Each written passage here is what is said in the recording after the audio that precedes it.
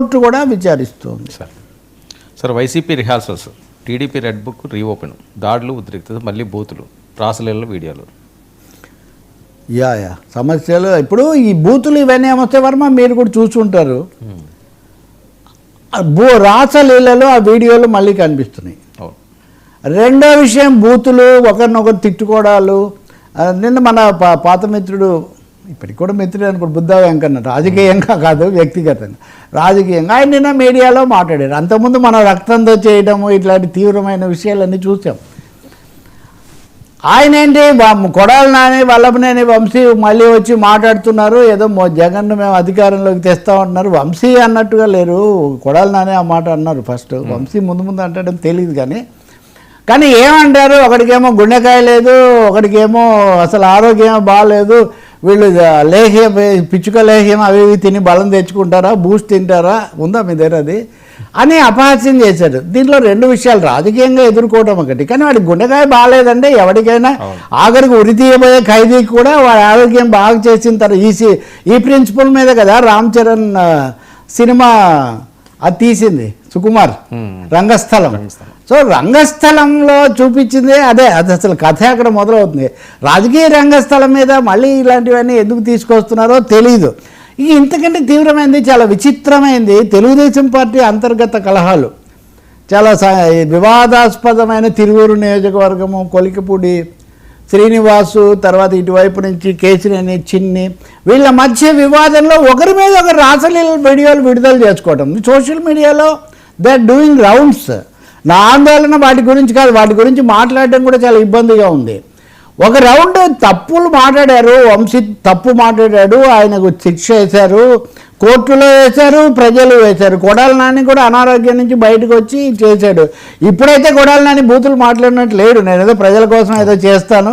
ఇప్పుడు కారణం ఏదైనా వాళ్ళు ప్రజలు నేర్పిన పాఠం నేర్చుకొని ఇప్పుడు జగన్ కూడా సమస్యల మీద మాట్లాడుతున్నాడు, లేకపోతే వైసీపీ వాళ్ళు గతంలో లాగా బూతులు మాట్లాడలేదు అని మాట్లాడరా లేదా నాకు తెలియదు, భవిష్యత్తులో మాట్లాడతారేమో, ఇప్పటికీ మాట్లాడే వాళ్ళు ఉండొచ్చు. ఆయన ఎవరు, అనిల్, బోరగడ్డ అనిల్ మా వాడు కాదు అని వాళ్ళు చెంపలేసుకుంటూ ఉన్నప్పుడు అధికార పార్టీ తరఫున మాట్లాడేవాళ్ళు ఎందుకు ఈ విషయాలు తీసుకొని వస్తున్నారు? ఎవడికి గుండెకాయ బాగుంది, ఎవడికి ఊపిరితిత్తుల్లో బలహీనతలు ఉన్నాయి, అవి డాక్టర్లు చూసుకుంటారు సార్. అవి ఎందుకు మనము వాటిని చర్చలోకి తీసుకొని వచ్చి బూతులు తిట్టి సవాళ్ళు విసిరి, నేను వ్యక్తిగతంగా ఎవరికి చెప్పట్లేదు. కానీ ఇంకొకసారి ఈ ఆంధ్రప్రదేశ్ యొక్క రాజకీయాలను డైవర్ట్ చేయకండి. ప్రజలందరూ మెడికల్ కాలేజీలు, పీపీపీలు, డేటా సెంటర్లు, ఉద్యోగాలు, రైతులకు ధరలు, ఇలాంటి అంశాల మీద మాట్లాడుతున్నారు. లేకపోతే అధికారంలో ఉన్న చంద్రబాబు గారు ఉద్యోగాల కల్పన, పెట్టుబడులు తీసుకొని రావటం. ఇప్పుడు ఎందుకు మళ్ళీ బూతుల ఎజెండాలు? ఇప్పుడు మళ్ళీ ఎందుకు? అసలు తెలుగుదేశంలో వర్గాల మధ్య సమస్యలు వస్తే కూడా ఒకరి మీద ఒకరు బూతు రాసలీలల వీడియోలు, ఎవరెవరి రాసలీలలు మనకెందుకండి దరిద్రం? మనము రాజకీయమైన రాజకీయాల గురించి మనం మాట్లాడదాం. ఆ విషయాలు ఏమైనా ఉంటే వాళ్ళు వ్యక్తిగతంగా చూసుకుంటారు, లేదా చట్టపరమైన తప్పులు ఉంటే పోలీసులు, కోర్టులు ఉన్నాయి. కాబట్టి ఇంకొకసారి ఆంధ్రప్రదేశ్ రాజకీయాలు డైవర్ట్ కావడానికి మనం అనుమతించకూడదు. This is number 1. ఇది మళ్ళీ పెరగకుండా మీడియా, సోషల్ మీడియా కూడా చూసుకోవాలి. చాలా ఈజీ కదా. ఇప్పుడు మొత్తం చర్చ ఒకవైపున ఉంటే హఠాత్తుగా ఇప్పుడు వీడు ఒకటి అన్నాడు, తాను ఒకటి అంటే నేను రెండు అంటేనే ఇంకా అవతలాడు మళ్ళీ బూతులు తిట్టేస్తే ఇంకా బాగా ఈజీ కదా. ఇంక సమస్యలు లేవు, చర్చలు లేవు, ఏం లేవు. దీనికి ఒక కారణం ఏమంటే వర్మ, దాడులు, ఉద్రిక్తతలు మళ్ళీ పెరుగుతున్నాయి. కారణం ఏదైనా సరే.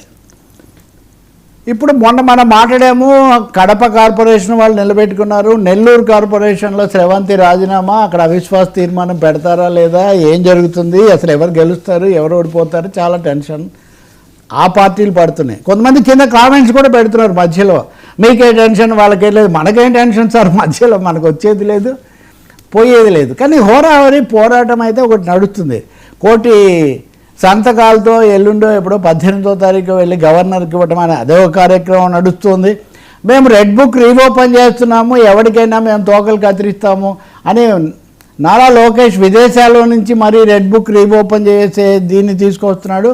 అంటే రాజకీయ వేడి బాగా పెరుగుతుంది ఏపీలో. అది వైసీపీ కొంచెం మళ్ళీ రీయాక్టివ్ అయిపోయి కొంచెం గట్టిగా మాట్లాడుతున్నందువల్ల ఇంకా వీళ్ళని మళ్ళీ ముందే అరికట్టాలని వీళ్ళు భావిస్తున్నారా మనకైతే తెలియదు. కానీ ఒక్క పవన్ కళ్యాణే వాస్తవానికి ఇంకా ఈ భాషలోకి రావట్లేదు. ఆయన అంతవరకు రాజకీయాలు, తన కార్యక్రమాలు, తన శాఖకు సంబంధించినవి తెలుసుకోవటం అవి చేస్తున్నారు. ఈ దాడిలోకి రావట్లేదు. ఒకరిద్దరు చేసిన వాళ్ళ మీద చర్యలు కూడా తీసుకున్నారు. కానీ మళ్ళీ కనుక రివర్స్ వస్తే బూతులు ఎవడు మాట్లాడినా ప్రజలు క్షమించబోవట్లేదు. ఇంకా ఆల్రెడీ అట్లా చేసిన వాళ్ళు గుణపాఠం నేర్చుకున్నారు. రెండోది, మీరు కృత్రిమంగా ఉద్రిక్తతలు పెంచితే ఉపయోగం లేదు. మీరు చెప్పండి, మీ వాదన మీరు చెప్పండి. ఉదాహరణకు అప్పుడు మమ్మల్ని అప్పులు అన్నారు, ఇప్పుడు కాదని బుగ్గన రాజేంద్రనాథ్ రెడ్డి చెప్తే ఆయనకు పదవులు కేసు సమాధానం చెప్పొచ్చు, అది వేరే విషయం. కాబట్టి మూడోది, చంద్రబాబు నాయుడు గారే ప్రభుత్వము, మంత్రులు, పని విధానం ఇవన్నీ మెరుగుపరుచుకోవాలంటుంటే కొంతమంది వచ్చి ఆ విషయాలు మాట్లాడకుండా, అవి మెరుగుపరుచుకోకుండా ఇవన్నీ మాట్లాడడం వల్ల ఉపయోగం ఉంది. ఇట్స్ ఐ థింక్ కొంచెం ఆందోళన కలిగిస్తుంది. ఎందుకంటే మనం కొన్ని చాలా చేదు అనుభవాలు చూసాం. కాబట్టి అది ఎవరి మీద అయినా సరే రాజకీయంగా ఎదుర్కోండి, సమస్యల పరంగా ఎదుర్కోండి, విధానపరంగా ఎదుర్కోండి, వ్యూహాల పరంగా ఎదుర్కోండి. బూతుల యుద్ధాలు మళ్ళీ ప్రారంభించకండి అన్నదైతే, రాజలీలలు మాకు అక్కర్లేదు, రాజకీయాలు మాత్రమే మాకు కావాలి అంటున్నారు ప్రజలు అంటున్నారు ఈ మాట. సార్ అఖండ షాకులు నిర్మాత లేడి రాజకీయ బాలయ్య.